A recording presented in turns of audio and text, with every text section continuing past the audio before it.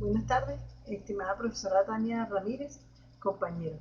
Mi nombre es Efigenia Díaz, soy estudiante de la carrera de Derecho Modalidad Mixta y hoy es de su proyecto Derecho Internacional Público. El día de hoy hablaré de lo que son los sujetos del Derecho Internacional Público. Cada ordenamiento jurídico contiene normas que determinan cuáles son sus sujetos y en qué medida estos poseen capacidad, tanto de actuar jurídicamente como de asumir derechos y obligaciones.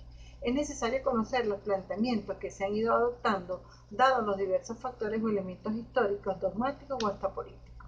Estos factores los podemos observar en cuanto a lo dogmático, quiere decir que los estados son sujetos de derechos y deberes. Por lo tanto, solamente los estados pueden ser sujetos de derecho internacional.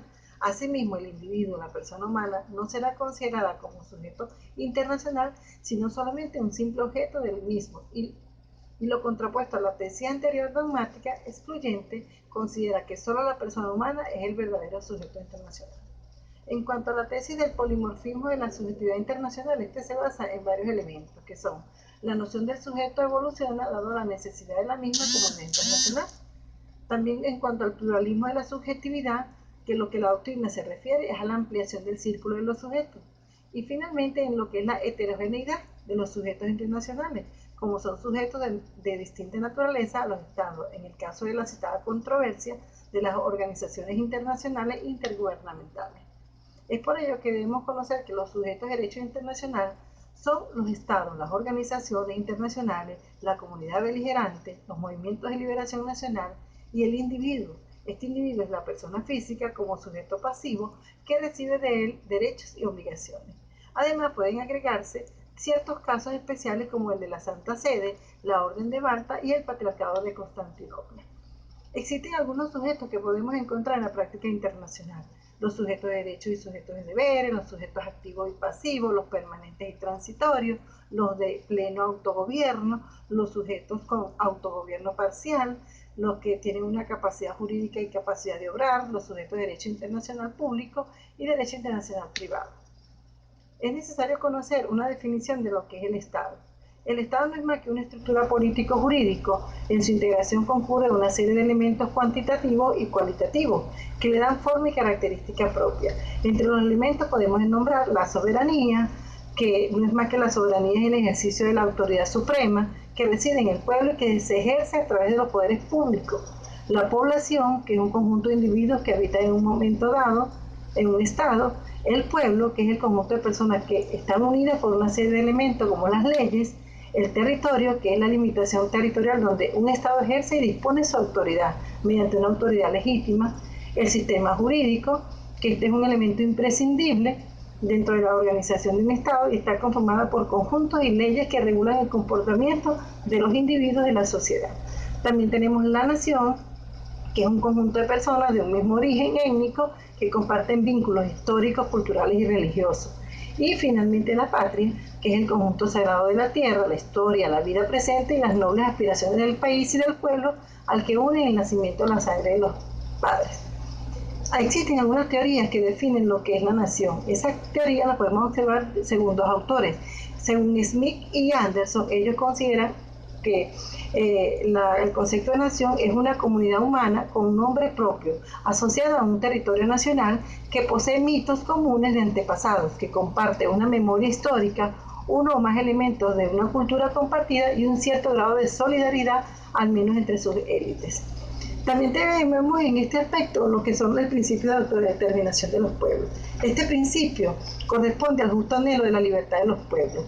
El principio de autodeterminación de los pueblos se refiere al derecho de independencia que tienen los pueblos colonizados respecto de aquellas potencias coloniales que tuvieron sujeto a un régimen colonial. En este sentido, de la autodeterminación, esta autodeterminación está contenido en la resolución 1514 de la Asamblea General de las Naciones Unidas del 14 de diciembre del año 1960, reconociendo que los pueblos coloniales tienen en la mayoría de los casos una identidad nacional y por lo tanto derecho a la independencia si reúnen los demás elementos del Estado. Existen diversas secciones de este principio que las podemos encontrar a través de tres aspectos: el derecho de los pueblos a determinar libremente su condición política, entendiendo tal derecho como la facultad de un pueblo de darse la forma de gobierno que desee. Este principio está muy interrelacionado con el principio de democracia. También tenemos el derecho que tiene un pueblo de mantener su actual forma de organización política y económica y cambiarla si así lo desea, sin interferencia de otros estados. Y finalmente el derecho de un pueblo con la clara identidad y evidente carácter nacional a constituirse en estado con el fin de organizar de modo propio su vida política sin interferencia de otros pueblos.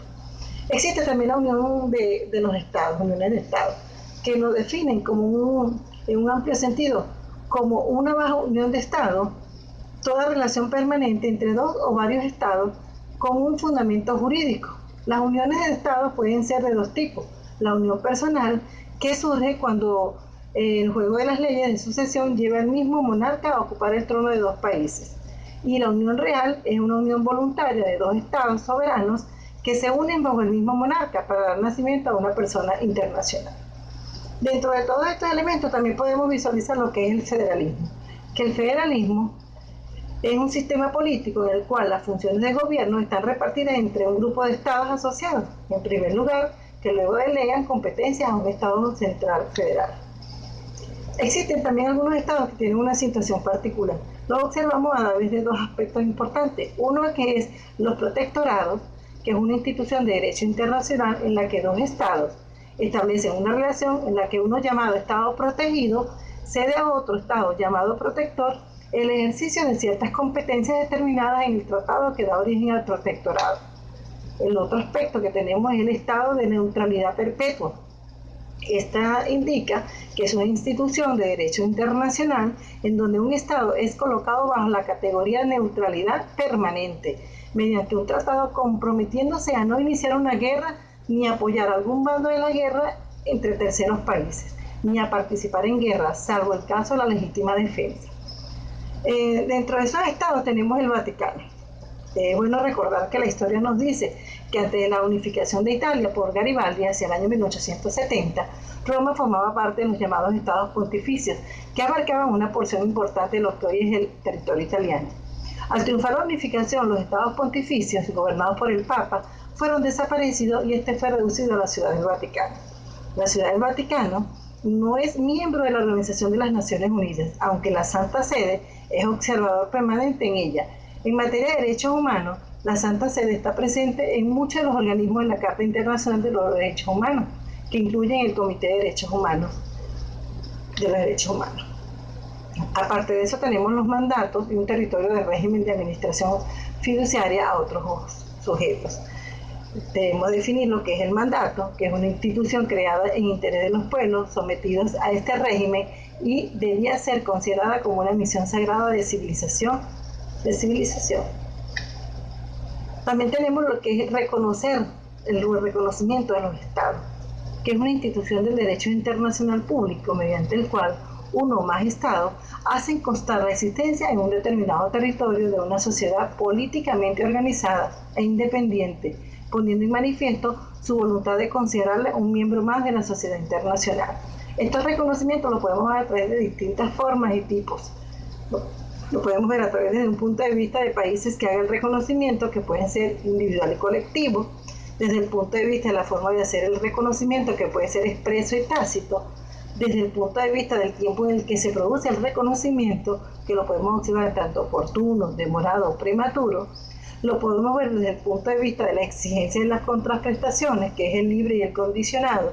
Lo podemos observar desde el punto de vista de que haya o no solicitud del reconocimiento, que puede ser oficioso o solicitado, o desde el punto de vista de carácter provisional o definitivo, que puede ser de facto o de jure.